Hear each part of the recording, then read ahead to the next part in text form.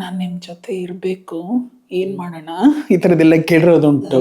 ಅದು ನಾನು ಅಂತ ಗೊತ್ತಾದ್ಮೇಲೆ ಒದ್ದು ಬಿಡ್ತೀನಿ ಮಗನೇ ನೀನೇನೋ ಅಂದಿದ್ದುಂಟು. ಯಾವ ವ್ಯಕ್ತಿ ಡೈರೆಕ್ಟ್ರಿಗೆ ಮರ್ಯಾದೆಯನ್ನು ಕೊಡಲ್ವೋ, ಗೌರವವನ್ನು ಕೊಡಲ್ವೋ, ಅವನು ಎಂಥ ದೊಡ್ಡ ನಟನೆ ಆಗಿರಲಿ, ಅದು ತೃಣಕ್ಕೆ ಸಮಾನ. ನನ್ನ ಯಜಮಾನ ಜೊತೆ ಇದ್ದು ಕಲಿತು ಈಗ ಹೊರಗೆ ಬಂದ ಮೇಲೆ ಇವ್ರುಗಳನ್ನೆಲ್ಲ ನೋಡಿದ್ರೆ ಅನಾಥವಾಗ್ಬಿಟ್ಟಿದ್ದೀವಿ. ನನ್ನನ್ನು ಏನು ಬರೀ ಮುದುಕರು ಪಾತ್ರ ಕೇಳ್ಕೊಂಡು ಆಗ್ತಾ ಇದ್ದೀರಾ ನೀವೆಲ್ಲ ಅಂತ. ಇಲ್ಲ ಅಣ್ಣ, ಕಣ್ಣಲ್ಲಿ ನೀರು ಬರೋದು. ನೀನು ಮಾತಾಡಿದ್ರೆ ಕಣ್ಣಲ್ಲಿ ನೀರು ಹಾಕ್ತೀಯ ಮಗನೇ, ನಿನಗೇನು ಗೊತ್ತಾಗತ್ತೆ. ಬಟ್ ಅಣ್ಣನಿಗೆಲ್ಲೋ ಹೋಗಿ ಕಾಯಿನಲ್ಲಿ ಹಾಕಿ ಫೋನಲ್ಲಿ ಮಾತಾಡ್ತಿದ್ರೆ, ಅಣ್ಣ ಹಿಂಗೆ ಅನ್ನೋರು ಹೇಗಿದಾರೋ, ಏನಾದ್ರು ದುಡ್ಡು ಬೇಕಾಗಿಲ್ಲ ಅಣ್ಣ, ನೀವು ನಕ್ಬಿಡಿ ಸಾಕು. ನಿಮ್ಮ ಒಂದು ನಗು ನನ್ನ 10 ವರ್ಷದ ಜೀವನ ತೊಗೊಂಡ್ಬಿಡುತ್ತಣ್ಣ. ನಾವು ಯಾವತ್ತೂ ನಮ್ಮ ಯಜಮಾನ ಹತ್ರ ಹಿಂಗನ್ನಲಿಲ್ಲ. ಒಂದು ಕೂಗು ಹಾಕಿದ್ರು ಸರ್, ಆ ಡೈರೆಕ್ಟ್ರು ಪ್ರೊಡ್ಯೂಸರ್ ಹೆಸರು ಸುಮ್ಮನೆ ಟಾಕ್ ಅಂತ ಕೂಗು ಹಾಕಿದ್ರೆ ವಿಲ್ಲ ವಿಲ್ಲ ವಿಲ್ಲ ವಿಲ್ಲ ವಿಲ್ಲ ವಿಲ್ಲ ಅಂತ ಬಂದ್ಬಿಟ್ಟು ಆಯಪ್ಪ. ನನಗೆ ಯಾವ ಹೀರೋ ಜೊತೆನೂ ವರ್ಕ್ ಮಾಡಬೇಕು ಅನ್ನೋ ಕ್ರೇಜೇ ಇಲ್ಲ sir. He was the only one person.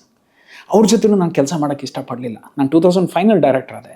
ಅಣ್ಣ ಯಜಮಾನರು 2009 ಹೊರಟು. ನಾನು ನಿಮ್ಮ ಜೊತೆ ಇರಬೇಕು, ಏನು ಮಾಡೋಣ, ಈ ಥರದ್ದೆಲ್ಲ ಕೇಳಿರೋದುಂಟು. ಅದು ನಾನು ಅಂತ ಗೊತ್ತಾದ್ಮೇಲೆ ಒದ್ದು ಬಿಡ್ತೀನಿ ಮಗನೇ ನೀನೇನೋ ಅಂದಿದ್ದುಂಟು.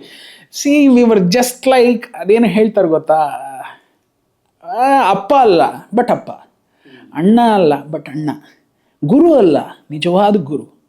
ಈ ಥರದ್ದೆಲ್ಲ ಅಲ್ಲ ಅಲ್ಲ ಅಲ್ಲ ಅಂದರು. ದೇವರು ಇಲ್ಲ ಇವರೇ ಕಣೋ ನಿನಗೆಲ್ಲ ಅಂತ ಹೇಳಿ 9 ವರ್ಷಗಳ ಸುದೀರ್ಘದ ಕಾಲ ಇದೆಯಲ್ಲ, ಅದಷ್ಟು ಜೀವನದಲ್ಲಿ ನನಗೆ ಕೊಟ್ಟಂತಹ ಒಂದು ವರ ಅದು. ನಾವು ಅದೇ ಹೇಳ್ತೀವಲ್ಲ, ತಂದೆ ತಾಯಿ ನಮಗೆ ಕಾಣೋ ದೇವರು ಅಂತೀವಿ. ಕಾಣದಿರೋ ದೇವ್ರುಗಳು ಎಲ್ಲಿದ್ದಾರೆ ನಮಗೆ ಗೊತ್ತಿಲ್ಲ, ಆದರೆ ಇವರು ನಿಜವಾದ ಕಾಣೋ ದೇವರು. ನಾನು ಇವತ್ತು ನನ್ನ ದೇವ್ರ ಮನೇಲಿ ಹೋಯ್ತು ಅಂತಂದರೆ ನೀವು ಯಾವ ದೇವ್ರನ್ನ ನೋಡೋಕ್ಕೆ ಸಾಧ್ಯನೇ ಇಲ್ಲ. 1.5 ವರ್ಷದಿಂದ ಎಲ್ಲ ದೇವ್ರುಗಳನ್ನ ಈಚೆಸ್ಬಿಟ್ಟಿದ್ದೀನಿ. ಆದರೆ ಆ ಜಾಗದಲ್ಲಿರೋದು ತಂದೆ ತಾಯಿ, ನನ್ನ ಯಜಮಾನ, ಕೆಳಗಡೆ ನನ್ನ KV ರಾಜು ಗುರುಗಳು. ಯಾಕೆಂದರೆ KV Raju he showed how to live in life as a director, as a writer. You should enjoy, never bend your head in front of anyone. ಇದೆಲ್ಲ ನಮಗೆ ಬಂತು ಗೊತ್ತಾ, ಅದು ಅಹಂ ಅಂತಲೇ ಹೇಳ್ಬೋದು. ಎಸ್, ಅದು ನಾವು ಸಂಪಾದಿಸಿದ್ವಿ. ಯಾಕೆಂತಂದರೆ ಡೈರೆಕ್ಟರ್ ಈಸ್ ಅ ಡಿಕ್ಟೇಟರ್ ಅಂತಲೇ ನಾನು ಹೇಳೋಕ್ಕೆ ಇಷ್ಟಪಡ್ತೀನಿ. ಯಾಕೆಂದರೆ ಅವನ ಕನಸು, ಅವನ ಕೂಸು, ಅವನ ತದನಂತರ ನೀವುಗಳೆಲ್ಲ. ಯಾವ ವ್ಯಕ್ತಿ, ನಾನು ಆಗಲೇ ಹೇಳಿದ್ನಲ್ಲ, ಯಾವ ವ್ಯಕ್ತಿ ಡೈರೆಕ್ಟ್ರಿಗೆ ಮರ್ಯಾದೆಯನ್ನು ಕೊಡಲ್ವೋ, ಗೌರವವನ್ನು ಕೊಡಲ್ವೋ, ಅವನು ಎಂಥ ದೊಡ್ಡ ನಟನೆ ಆಗಿರಲಿ, ಅದು ತೃಣಕ್ಕೆ ಸಮಾನ ನನ್ನ ಲೆಕ್ಕದಲ್ಲಿ. ಸೊ ಆ ನಿಟ್ಟಿನಲ್ಲಿ ನನ್ನ ಯಜಮಾನ್ರನ್ನು ನೋಡಿದಾಗ ನನಗೆ ಬರ್ತಾ ಇದ್ದಂತಹ ತುಂಬ ಒಂದು ಅಕ್ಕರೆ ಇತ್ತಲ್ಲ. ಡೈರೆಕ್ಟ್ರುಗಳನ್ನ ಏನೇ ಆಗಲಿ ಅವ್ರು ಕರಿತಾ ಇದ್ದ ರೀತಿ, ಅವ್ರು ನೋಡ್ತಾ ಇದ್ದಂಥ ರೀತಿ, ಡೈರೆಕ್ಟ್ರ್ ಜೊತೆ ಸರಸ ಸಲ್ಲಾಪಗಳು, ಅವ್ರನ್ನ ಆಟ ಆಡಿಸ್ತಾ ಇದ್ದಿದ್ದು, ಮಾಡ್ತಾ ಇದ್ದಿದ್ದು, ಚಿಕ್ಕ ಮಗು ಥರ ಬರಲ್ಲ ಆಗಲ್ಲ ಹೋಗ ಅನ್ನೋರು, ಈ ಥರದ್ದೆಲ್ಲ ಇತ್ತಲ್ಲ.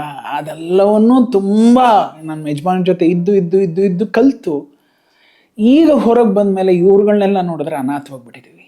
ಯಾಕೆ ಅಂತಂದರೆ ಆ ಅಕ್ಕರೆ ಇಲ್ಲ, ಆ ಪ್ರೀತಿ ಇಲ್ಲ, ಆ ವಿಶ್ವಾಸ ಇಲ್ಲ. ಎವ್ರಿಥಿಂಗ್ ಇಸ್ ದೇರ್ ರವಿ ಅಂತ ನೀವು ಅಂದರೆ it's only because of money. ಇವನ ಹತ್ರ ಏನಾದ್ರು ಇದೆ ಅಂತಂದರೆ ಅವನನ್ನು ಸ್ವಲ್ಪ ದಿವಸ ಊಟ ಹಾಕಿ, ಬಟ್ಟೆ, ಮನೆ, ತಟ್ಟೆ, ಈ ಥರದ್ದೆಲ್ಲ ಕೊಟ್ಟು ಅವನ್ನೆಲ್ಲ ಆಗಿದ ತಕ್ಷಣ ಓಡಿಸ್ಬಿಡ್ತಾರೆ. ಈಗ ಆ 9 ವರ್ಷ, ಆ 10 ವರ್ಷ ಸುದೀರ್ಘವಾದ ಆ ಚಲನವಲನಗಳಿದೆಯಲ್ಲ, ಅದೆಲ್ಲೂ ಇಲ್ಲವೇ ಇಲ್ಲ. ಇವತ್ತು ಬೆಳಗ್ಗೆ ಶುರು ಆಗುತ್ತೆ, ನಾಳೆ ಬೆಳಗ್ಗೆ ಸಂಬಂಧ ಮುಗಿದೋಗುತ್ತೆ. ಯಾರು ಯಾವುದನ್ನು ಈಗ ಎಕ್ಸ್ಪೆಕ್ಟ್ ಮಾಡೋಕ್ಕಾಗಲ್ಲ. ಎಲ್ಲ ಹಂಗೆ ಹೋಗುತ್ತೆ. ಈಗ ಫ್ರ್ಯಾಕ್ಷನ್ ಆಫ್ ಸೆಕೆಂಡಲ್ಲಿ ಹೊಟ್ಟೋಗುತ್ತೆ. ಅವಾಗೆಲ್ಲ ಇದ್ದಿದ್ದು ಒಂದು ಮಜಾನೇ ಬೇರೆ ಇತ್ತು. ನಮ್ಮ ಯಜಮಾನ್ರನ್ನ ನಾವು ಕಾಯ್ಕೋತಾ ಇದ್ದಂಥ ರೀತಿ ಆಗಿರ್ಬೋದು. ನನ್ನ ಯಜಮಾನ್ರು ಎಲ್ಲರೂ ಹೋಗ್ತಿದ್ದು ಅಂತಂದರೆ, ಪ್ರಸನ್ನ ಅಂತ ನೀವು ಕೇಳಿರ್ಬೇಕು, ನಮ್ಮ VSS Prasanna sir. He was something like a shadow to our ಯಜಮಾನ. ಅವರು ಯಾವಾಗಲಾರು ಸೆಟ್ಟಿಗೆ ಬಂದಾಗ ಅಣ್ಣ ಅಂತಾನೆ ಅವ್ರನ್ನೂ ಮಾತಾಡ್ತಿದ್ವಿ, ಅಣ್ಣ ಅಂತಲೇ ಮಾತಾಡ್ತಾ ಇದ್ದಿದ್ದು. ಯಾಕೆಂದರೆ ನಮ್ಮ ಕಷ್ಟ ಸುಖಗಳಿಗಾಗಿದ್ದಾರೆ ಪ್ರಸನ್ನ ಅವರು. ಆ ದೇವ್ರಿಗಿಂತ ಇದೊಂದು ಅರ್ಚಕರು ಅಂತಲೇ ಹೇಳಬೇಕು. ಆ ನೋವು ಅಲ್ಲಿ ಹೋಗಿ ಹೇಳ್ಕೊಳ್ಳೋಕ್ಕಿಂತ ನಾವು ಫಸ್ಟ್ ಇಲ್ಲೇ ಹೇಳ್ಬಿಡ್ತಾ ಇದ್ವಿ ಪ್ರಸನ್ನಂಗೆ. ಸೊ ಆ ನಿಟ್ಟಿನಲ್ಲಿ ಎಷ್ಟೋ ವಿಷಯಗಳಿಗೆ ಕಾಪಾಡಿರೋರು. ಶೂಟಿಂಗ್ ಬಂದಾಗ ಏನಮ್ಮ ರವಿ ಅಂತಂದರೆ ಅಣ್ಣ ಅಂತಂದರೆ ಯಜಮಾನ್ರು ನೋಡ್ಕೊಮ್ಮ, ಯಜಮಾನ್ರು ನೋಡ್ಕೊಮ್ಮ ಅಂತಂದರೆ we are just safeguarding our ಯಜಮಾನ. ನಾನು ಬರೀ ರೈಟ್ರಾಗಿ, ಇಲ್ಲಾಂದರೆ ಅಸಿಸ್ಟೆಂಟ್ ಡೈರೆಕ್ಟ್ರಾಗಿ, ತದನಂತರ ದಿನಗಳಲ್ಲಿ ಅಸೋಸಿಯೇಟ್ ಆಗಿ, ತದನಂತರ ಕೋ ಡೈರೆಕ್ಟ್ರಾಗಿ ನಮ್ಮ ಯಜಮಾನನಿಂದ ನಾವು ನಿಂತ್ವಿ ಅಂತಂದರೆ ನನ್ನ ಯಜಮಾನ ಮೇಲೆ ಯಾವ ಒಂದು ಖರಿ ಛಾಯೆನೂ ಬೀಳ್ದಿರೋ ಥರ ನೋಡ್ಕೋತಾ ಇದ್ವಿ, ಕಾಪಾಡ್ಕೋತಾ ಇದ್ವಿ. ಅದೆಲ್ಲವೂ ಇತ್ತು. ಸಮಯ ಸಂದರ್ಭ ಇದು ಸ್ಟೇ ಮಾಡ್ಕೊಂಡು ಜೀವನ ಆಗೋಗ್ಬಿಡುತ್ತೇನೋ ಅನ್ನೋ ನಿಟ್ಟಿನಲ್ಲಿ ಇದ್ದೇವ್ರು ನಮ್ಮನ್ನು ದೂರ ಮಾಡ್ದ, ಡೈರೆಕ್ಟರ್ ಆದಮೇಲೆ ತಿರ್ಗಿ ಅವ್ರ ಹತ್ರ ಹೋಗ್ಲಾಯ್ತು. ಎಲ್ಲ ಮೆಕ್ಕಿದ ಇತಿಹಾಸ ಅಷ್ಟೆ. ಯಜಮಾನ ಇಟ್ ವಾಸ್ ಅ ಮಿರಾಕಲ್. ಅದು ಆಗ್ತಾನೆ ಇರಲಿಲ್ಲ. ಯಾವುದೋ ಒಂದು ಯುಗಾದಿ ಅಂತ ಒಂದು ಸಿನಿಮಾ ಮಾಡೋಕ್ಕೆ ಹೋಗಿ ರೆಹಮಾನ್ ಅವ್ರ ಹಣೆ ಬರ ಚೆನ್ನಾಗಿತ್ತು ಅಂತ, ಇಲ್ಲದ್ರು ಬೋಗದಿ ಹೋಗ್ಬಿಟ್ರು ಅವರು. ಅಲ್ಲೆಲ್ಲೋ ಓದ್ವಿ, ಏನೋ ಮಾಡಿದ್ವಿ, ವಾನತೆ ಪೋಲೆ. ನೀವು ನಂಬ್ತಿರೋ ಇಲ್ವೋ, ಅಲ್ಲಿ ಒಂದು ಥಿಯೇಟ್ರ್ ಇದೆ, ಕೆ ಇಂದೇನೋ ಶುರು ಆಗುತ್ತೆ, ನಮ್ಮ ಆದಿತ್ಯ ಹೋಟ್ಲು ಪಕ್ಕದಲ್ಲೇ ಕಮಲಾ ಥಿಯೇಟ್ರು. ಅಲ್ಲಿ ಏನು ರಶ್ ಅಂದರೆ ರಶ್ ಇದೆ. ಫಸ್ಟ್ ಡೇ ಪೊಂಗಲ್ ಬೇರೆ. ರೆಹಮಾನ್ ಸಾರು ನೋಡ್ಬೋಣ ರವಿ, ಸಾರ್ ಸೀಟ್ ಇಲ್ವಲ್ಲ ಸಾರ್ ಅಂದರೆ ಹೆಂಗೋ ಅಡ್ಜಸ್ಟ್ ಮಾಡೋಣ ರವಿ. ನೀವು ನಂಬ್ತಿರೋ ಇಲ್ವೋ, we sat in Gandhi class. ನಾವು ವಿಜಯಕಾಂತ್ನ ಹಿಂಗೆ ನೋಡ್ತಾ ಇದ್ದೀವಿ, ಇಲ್ಲಿದೆ ವಿಜಯಕಾಂತ್ ಇದು. ಆ ಲೆಕ್ಕದಲ್ಲಿ 2 ಟಿಕೆಟ್ ತೊಗೊಂಡ್ರು ರೆಹಮಾನ್ ಸರ್ ಕಷ್ಟಪಟ್ಟು. 2 ಟಿಕೆಟಲ್ಲಿ ಒಂದು ಸೀಟಲ್ಲಿ ಅವ್ರು ಕೂತ್ಕೊಂಡು ಇನ್ನೊಂದು ಸೀಟ್ ನನಗೆ ಆಗ್ತಾನೆ ಇಲ್ಲ. ಅವ ಸೋ ಫ್ಯಾಕ್ಟ್. ಒಳಗಡೆ ಹೋಗ್ತಾನೆ, ರವಿ ಅದ್ಮು ಅಂತಾರೆ. ಏನು ಅದುಮ್ಲಿ ಸರ್, ಇಲ್ಲಿ ಹೊಡ್ಕೊತಾ ಇದೆ ಅಂತ ನಾನು ಹೇಳ್ತಾ ಇದ್ದೀನಿ. ಅಮ್ಕು ರವಿ ಅಂತಾರೆ, ಸರ್ ಇನ್ನೇನು ಆಗ್ತಾ ಇಲ್ಲ, ಇದಲ್ಲ ನನಗೆ ಭಯ ಏನು ಅಂದ್ರೆ ಹಿಂಗೆ ಹೊಡೆದ್ರೆ ಅದು ಮುರಿದ್ಗಿರ್ದು ಹೋಗ್ಬಿಟ್ರೆ ಅಂತ. ಸರಿ, ಯಾರೋ ಒಬ್ಬೊಬ್ಬನ ಕೂತ್ಕೊಂಡ, ನಾನು ಈ ಕಡೆ ನೆಲದ ಮೇಲೆ ಕೂತ್ಕೊಂಡು ನೋಡಿದ್ದದು ವಾನತೆ ಪೋಲೆ. ಗೊತ್ತಿದ್ದೋ 4 ಸರಿ ಕಣ್ಣಲ್ಲಿ ನೀರು ಬಂತು. There Rehman sir and Ravi Srivatsa they decided, ಇಲ್ಲ ಇದನ್ನು ಎತ್ಕೊಂಡು ಹೋಗ್ಬಿಡ್ಬೇಕು ಯಜಮಾನ್ರ ಹತ್ರ. ಯಾವುದೋ ಯುಗಾದಿ ಅಂತ ದೊಡ್ಡಣ್ಣವರು ಮತ್ತು ವಿಷ್ಣು ಸಾರು, ಈ ಕಡೆ ಖುಷ್ಬು, ಆ ಕಡೆ ಜಯಪ್ರದ, ಏನೇನೋ ಜಿಮ್ ಕೋಲಾ ಸಿಮ್ ಕೋಲಾ ಏನೇನೋ ಮಾಡಿಬಿಟ್ಟಿದ್ರು ಕತೆಗಳನ್ನೆಲ್ಲ. ಆಮೇಲೆ ಯಜಮಾನ್ರನ್ನ ಟ್ಯಾಕಲ್ ಮಾಡಿ, ಲೈ ನನ್ನನ್ನೇನು ಬರೀ ಮುದುಕರು ಪಾತ್ರ ಕೇಳ್ಕೊಂಡು ಆಗ್ತಾ ಇದ್ದೀರಣ್ಣ ನೀವೆಲ್ಲ ಅಂತ. ಇಲ್ಲ ಅಣ್ಣ, ಕಣ್ಣಲ್ಲಿ ನೀರು ನೀನು ಮಾತಾಡಿದ್ರೆ ಕಣ್ಣಲ್ಲಿ ನೀರು ಹಾಕ್ತೀಯ ಮಗನೇ, ನಿನ್ಗೇನು ಗೊತ್ತಾಗತ್ತೆ, ಅದು ಬೇರೆ ಥರನೇ ಆಗ್ಬಿಡುತ್ತೆ. ಹೋಗ್ತಾ ಎಲ್ಲರೂ ನನ್ನ ಆಮೇಲೆ ಅದಕ್ಕೆ ಕರೀತಾರೆ. ಇಲ್ಲ ಅಣ್ಣ, ಇದೊಂದು ಮಾಡ್ಬೇಡ. ಹಿಂಗೆ ಅದೊಂದಿತ್ತು ನನಗೆ. ಒಂದು ತಂದೆ ಮಗನ ಒಂದು ಸಂಬಂಧ ಇತ್ತಲ್ಲ, ಕೈ ಹಿಡ್ದು ಕಾಲು ಹಿಡ್ದು ನನ್ನ ಯಜಮಾನ್ ಹತ್ರ ಏನು ಬೇಕಾದ್ರೂ ನಾನು ಮಾಡಿಸ್ಕೊತಾ ಇದ್ದೆ. ಅದೊಂದು power it was there until 9 years. ಆಮೇಲೆ ಬಿಟ್ಟೋಯ್ತು ಅಷ್ಟೆ. ಏನು ಕೇಳಿದ್ರು ಆ ಕ್ಷಣದಲ್ಲಿ. ನನ್ನ ತಾಯಿ, ಅವರ ತಾಯಿ 96 ತೀರ್ತಾರೆ, ನನ್ನ ತಾಯಿ 97 ತೀರ್ತಾರೆ. ಅವ್ರ ತಾಯಿ ಅಡ್ಮಿಟ್ ಆಗ್ತಾರೆ, ನನ್ನ ತಾಯಿ ಅಡ್ಮಿಟ್ ಆಗ್ತಾರೆ. ನನ್ನ ತಾಯಿ ಜಯದೇವಾಗ ಅಡ್ಮಿಟ್ ಆಗ್ತಾರೆ, ಅವ್ರ ತಾಯಿ ಬ್ಯಾಂಗ್ಳೂರ್ ಹಾಸ್ಪಿಟ್ಲ್ಗೆ ಅಡ್ಮಿಟ್ ಆಗ್ತಾರೆ. ಅದಾದ ದಿನಗಳಲ್ಲಿ ಅಲ್ಲಿ ಇನ್ನೊಂದು ಇದೆ ಸೌತ್ ಎಂಡ್ ಸರ್ಕಲ್ ಹತ್ರ, ಅಲ್ಲಿ ರಾಮಕೃಷ್ಣನೋ ಯಾವುದೋ ಇದೆ, ಅಲ್ಲಿ ಅಡ್ಮಿಟ್ ಆಗ್ತಾರೆ. ಪ್ರತಿ ದಿನ ಪ್ರತಿ ಕ್ಷಣ ಹೆಂಗಿದಾರೋ ಅನ್ನೋರು. ನಾವು ಓಕೆ ಅಂತ ಇದ್ದಾರಣ್ಣ, ಬಟ್ ಭಯ ಇದೆ. ಅಮ್ಮ ಹೇಗಿದಾರಣ್ಣ? 2 ಜೀವಗಳು 2 ತಾಯಿ ಬೇರೆ ಕಡೆ ಇದ್ರು ನಾವಿಬ್ರು ಒಬ್ರಿಗೊಬ್ರು ಮಾತಾಡ್ಕೋತಾ ಇದ್ವಿ. ಎಲ್ಲವೂ ಇತ್ತು ಅವಾಗೆಲ್ಲ. ನಮ್ಗೆ ಇನ್ನೂ ಮೊಬೈಲ್ ಇರಲಿಲ್ಲ. 96, 97 ಇಟ್ ಎಂಟರ್ಡ್ ಅವಾಗ ಮೊಬೈಲ್. ಏರ್ಟೆಲ್ಲು ಮತ್ತು JTIM. It was not Airtel, it was JT mobiles ಅಂತ. ಸೊ ಅಣ್ಣನ ಹತ್ರ ಇತ್ತು. ಬಟ್ ಅಣ್ಣನಿಗೆಲ್ಲೋ ಹೋಗಿ ಕಾಯಿನಲ್ಲಿ ಹಾಕಿ ಫೋನಲ್ಲಿ ಮಾತಾಡ್ತಿದ್ರೆ, ಅಣ್ಣ ಹಿಂಗೆ ಅನ್ನೋರು ಹೇಗಿದಾರೋ, ಏನಾದ್ರು ದುಡ್ಡು ಬೇಕಾಗಿಲ್ಲ ಅಣ್ಣ, ನೀವು ನಕ್ಬಿಡಿ ಸಾಕು. ನಿಮ್ಮ ಒಂದು ನಗು ನನ್ನ 10 ವರ್ಷ ಜೀವನ ತೊಗೊಂಡ್ಬಿಡುತ್ತಣ್ಣ. ನಾವು ಯಾವತ್ತೂ ನಮ್ಮ ಯಜಮಾನ ಹತ್ರ ಹಿಂಗೆ ಅನ್ನಲಿಲ್ಲ. ಯಾಕೆಂದರೆ ಹಿಂಗೆ ಅಂದಿರೋ ಥರ ನೋಡ್ಕೊಂಡಂತಹ ಜೀವ ನನ್ನ ಯಜಮಾನ. ಯಾವುದೇ ಸಿನಿಮಾ ಆಗಲಿ, ಯಾವುದೇ ಸಂಭ್ರಮ ಆಗಿರಲಿ, ಯಾವುದೇ ಸಿನಿಮಾಗೆ ನಮಗೆ ಸಂಭಾವನೆ ಬರೋ ವಿಷಯಗಳಾಗಿರಲಿ, ಯಜಮಾನದಲ್ಲಿ ಒಂದು ದೊಡ್ಡ ಗಲಾಟೆನೇ ಆಗ್ಬಿಟ್ಟಿತ್ತು. ನಮ್ಗೆ ಇನ್ನೂ ದುಡ್ಡು ಕೊಟ್ಟಿರಲಿಲ್ಲ. ಬೈದ್ಬಿಟ್ರು, ನಿಮ್ಮ ದುಡ್ಡು ಇಸ್ಕೊಳ್ಳೋಕೆ ಏನ್ರೋ ನಿಮಗೆ. ನನಗೆ ಜಸ್ಟ್ 24 hours ಕೊಡಿ, ನಾನು ದುಡ್ಡು ವಸೂಲಿ ಮಾಡ್ತೀನಿ. ಹೆಂಗೋ ವಸೂಲಿ ಮಾಡ್ತೀಯ ನೀನು ಅಂತಂದರು. ಹುಕ್ಕಾಕ್ರು ಕಾಯಿ. ನಾನು ವಸೂಲಿ ಮಾಡಿದೆ. ಅಣ್ಣಂಗೆ ಶಾಕ್ ಆಗೋಗ್ಬಿಡ್ತು ಯಜಮಾನ್ರಿಗೆ. ಮಗನೇ ಈ ಥರ ಎಲ್ಲ ನೀನು ನೆಟ್ವರ್ಕ್ ಇಟ್ಟಿದೆಯಾ ಅಂತಂದರು. ಇಲ್ಲ ಅಣ್ಣ, ಕೈ ಕಾಲು ಹಿಡಿದು ಕೆಲಸ ಮಾಡ್ತೀವಿ, ಬಟ್ ಆಗಲಿಲ್ಲ ಅಂದಾಗ ನೀನು ಮಾಡೋಕ್ಕಾಗಲ್ಲ, ಕೈ ಕಾಲು ತೆಗೆದು ಹರ್ಕೊಂಡು ದುಡ್ಡು ತೊಗೋಬೇಕಲ್ವ ಅಣ್ಣ ಅಂತಂದೆ. That was a shocker to my ಯಜಮಾನ. ಬೇಡ ಕಣೋ ಅನ್ನೋರು.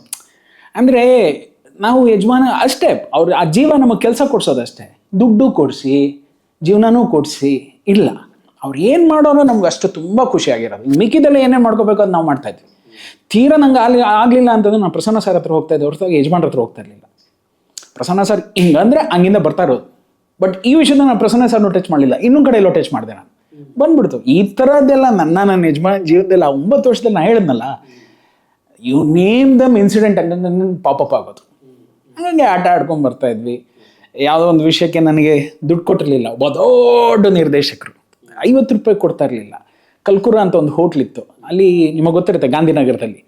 12 ರೂಪಾಯಿ 50 ಪೈಸೆ ಒಂದೊತ್ತು ಊಟ, ಫುಲ್ ಮೀಲ್ಸ್ ಕೊಡೋನು. ನಂಗೆ ಸರ್ ಇಂಡಸ್ಟ್ರಿಗೆ ಬಂದಿದ್ದೆ ಹೊಟ್ಟೆ ಹಸು ಅಂತ ಬಂದಿದ್ದೆ ಸರ್. ದೇವ್ರ ತದನಂತರ ಎಲ್ಲವನ್ನೂ ಕೊಟ್ಟ. ಇವತ್ತೆಲ್ಲವೂ ನೋಡಿದ್ದೀವಿ ಇಂಡಸ್ಟ್ರಿನಲ್ಲಿ. ಆ ಊಟಕ್ಕೋಸ್ಕರ ಹೋದರೆ 12 ರೂಪಾಯಿ 20 ಪೈಸೆ, ಅಲ್ಲಿಂದ ಹೊರಗೆ 12 ರೂಪಾಯಿ 25 ಪೈಸೆನೋ 50 ಪೈಸೆ. ಹೊರಗೆ ಬಂದರೆ ಒಂದು ಪಾನ್ ಹಾಕಬೇಕು ಅಂತ ಆಸೆ. ಪಾನ್ ಹಾಕಬೇಕು ಅಂತಂದರೆ ಒಂದು 4 ಆಣಿನ 8 ಆಣಿ ಅನ್ನೋರು, ಅದಕ್ಕೆ ದುಡ್ಡಿಲ್ಲ. ಅಲ್ಲಿ ಹೋದರೆ ಒಬ್ಬ ಸುಬ್ರಾಜು ಅಂತಿದ್ದ ಕ್ಯಾಶಿಯರ್, ಎಂತಮ್ಮ ಇವಾಲಿ ಅನ್ನೋರು. ಸರ್ 12.25 ರೂಪಾಯಿ ಅಂತ ಹಿಂಗೆ ಕೊಟ್ಟರೆ ಹಂಗೆ ಸರ್ ಹೊಟ್ಟೆ ತುಂಬ್ತಾ ಇಲ್ಲ ಸರ್, ಇನ್ನೇನಾದ್ರು ಕೇಳಿ. ಎಂತ ತಿಂತಾವಮ್ಮ ನಾವು, ಎಂತ ತಿಂತಾವ ಚಾಲು ತಕ್ಕು ತಿನ್ನು ಇಲಾಗುನ್ನಾವು ನೋವು ಹಿಂಗೆಲ್ಲ ಅನ್ನೋರು. ಹೌದಾ ಅಂತಂದೆ. ಮೆಲ್ಲಗೆ ನನ್ನ ಯಜಮಾನ್ರಿಗೆ ಹೇಳಿದೆ, ನೀವು ನಂಬ್ತಿರೋ ಇಲ್ಲೋ, ಒಂದು 4 ದಿವಸ ನಾನು ವಿಶ್ವೇಶ್ವರಂ ಇದೆಯಲ್ಲ, ಅಲ್ಲೊಂದು ರಾಮ ಮಂದಿರ ಇದೆ ದೋಸೆ ಎದುರುಗಡೆ, ಅಲ್ಲಿ 4 ರಾತ್ರಿ ನಾನು ಫುಟ್ಪಾತಲ್ಲಿ ಮಲಗಿದ್ದೀನಿ. ಆ ದಿನಗಳಿದ್ದಾವೆ. ಯಜಮಾನ್ರಿಗೆ ಹೇಳಿಲ್ಲ. ಅವಾಗ ಒಂದು ದೊಡ್ಡ ಸಿನಿಮಾ ಮಾಡ್ತಾಯಿದ್ದೆ, ಬಟ್ ಗಿನ್ನೆ ಏನೂ ಇರಲಿಲ್ಲ.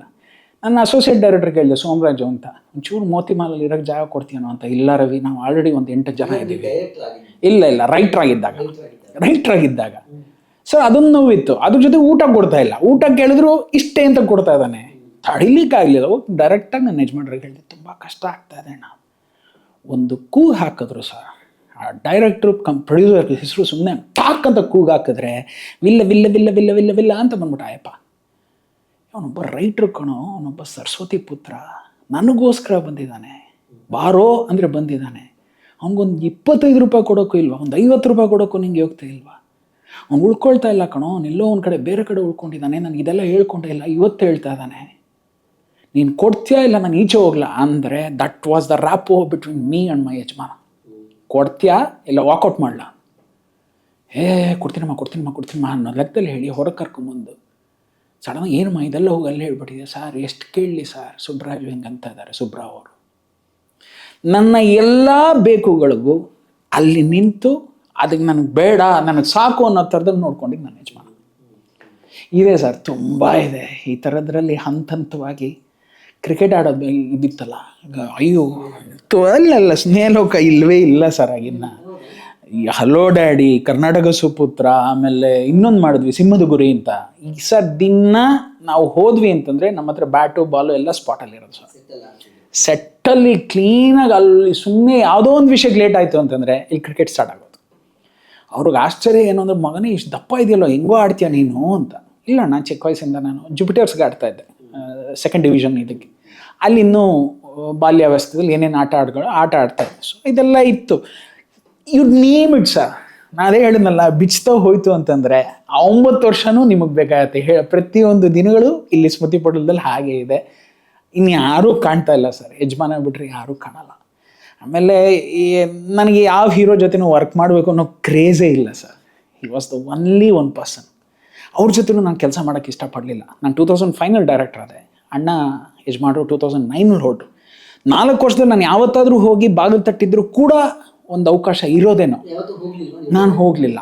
ನನಗೇನು ಅಂದರೆ ನನ್ನ ಯಜಮಾನ ಅಂತಾನೆ. ಹಾಯ್ ಎಲ್ರಿಗೂ ನಮಸ್ಕಾರ, ನಾನು ನಿಮ್ಮ ಅನುಷಾ ರೈ. ಸೊ ಇಲ್ಲಿ ನೋಡಿ, ಡೈಲಿ ಮಾಧ್ಯಮ ಈ ಒಂದು ಚಾನಲಲ್ಲಿ ನಿಮಗೆ ಎಂಟರ್ಟೈನ್ಮೆಂಟ್ ಎಲ್ಲ ವಿಷಯಗಳು ಸಿಗುತ್ತೆ. ಅದ್ರ ಜೊತೆಗೆ ನಿಮಗೆ ಗೊತ್ತಿಲ್ಲದೆ ಇರೋವಂಥ ಹೊಸ ಮಾಹಿತಿಗಳನ್ನು ಕೂಡ ಅವರು ಈ ಚಾನಲ್ನಲ್ಲಿ ಕೊಡ್ತಾ ಹೋಗ್ತಾರೆ. ನಿಮಗೆ ರಂಜಿಸೋದಕ್ಕೆ ಯಾವುದೇ ವಿಷಯದಲ್ಲೂ ಮೋಸ ಆಗಲ್ಲ. ದಯವಿಟ್ಟು ಡೈಲಿ ಮಾಧ್ಯಮ ಯೂಟ್ಯೂಬ್ ಚಾನಲ್ನ ಸಬ್ಸ್ಕ್ರೈಬ್ ಮಾಡಿ, ಸಪೋರ್ಟ್ ಮಾಡಿ ಅಂತ ನಾನು ಈ ಮೂಲಕ ಕೇಳ್ಕೊಳ್ತೀನಿ.